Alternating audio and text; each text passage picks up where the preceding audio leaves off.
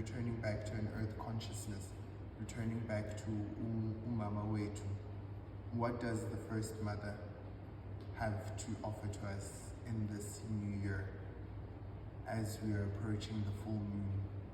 What is this first full moon of the year asking to be illuminated, to bring to completion?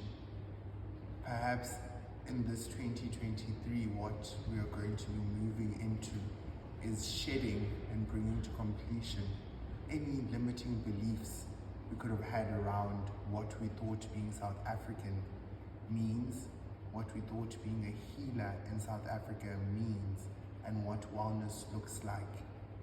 I mean, we've been so encoded with trauma, with suffering, with wounding and loss, which is all part of the organic human journey.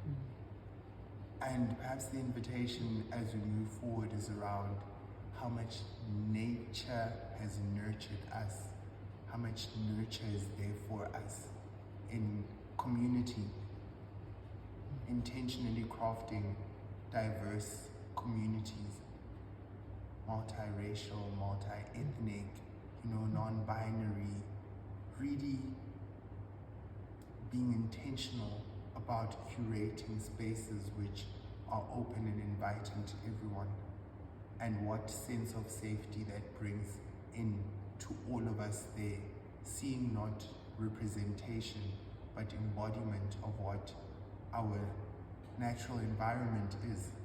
We have amongst the most diverse natural environments here in South Africa, and even us as the people, how can we mirror that? How can we echo that so that we can build an immediate sense of connectedness with this land of ours where all life began? How can we get to a place of stepping beyond bias and conditioned bias? Because I grew up and I am told that because I am black, this is what it means for me to be a healer, or to be educated, or to be a South African. And yet I then find practices like yoga who call me back to my body, who open up the Akashic records for me, where I suddenly start to recognize and remember past lives where perhaps I could have been living in LA, and I no longer see myself in those meditations as this black body. I see myself as a human who has journeyed through so many lifetimes.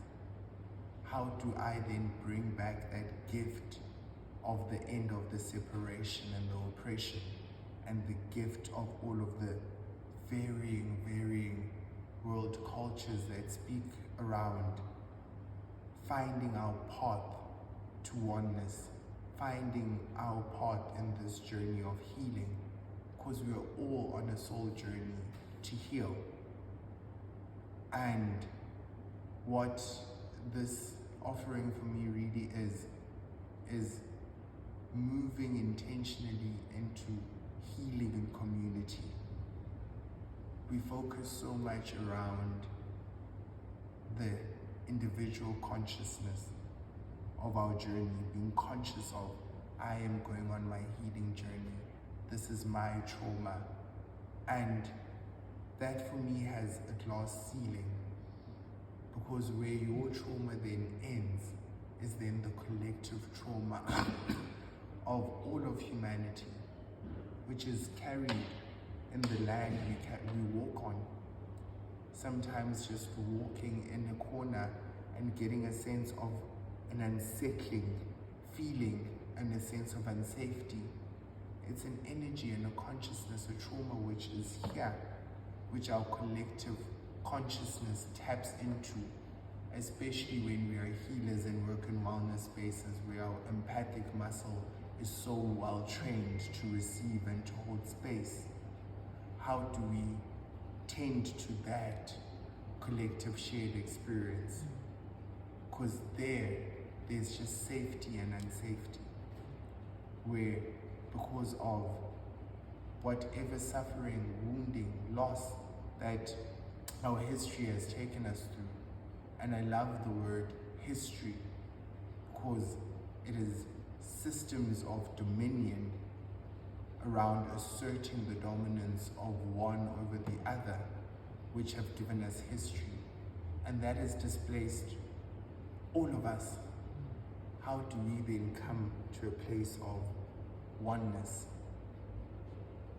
with my community, with my land, with just my energetic body?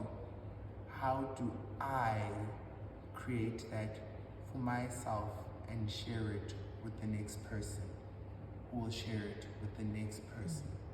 Because then we are creating a beautiful pearl-threaded lace of interconnectivity, which is what, for me, 2023 is asking of all of us to really look into. How can I contribute a single pearl to the thread which joins us all? Thokoza.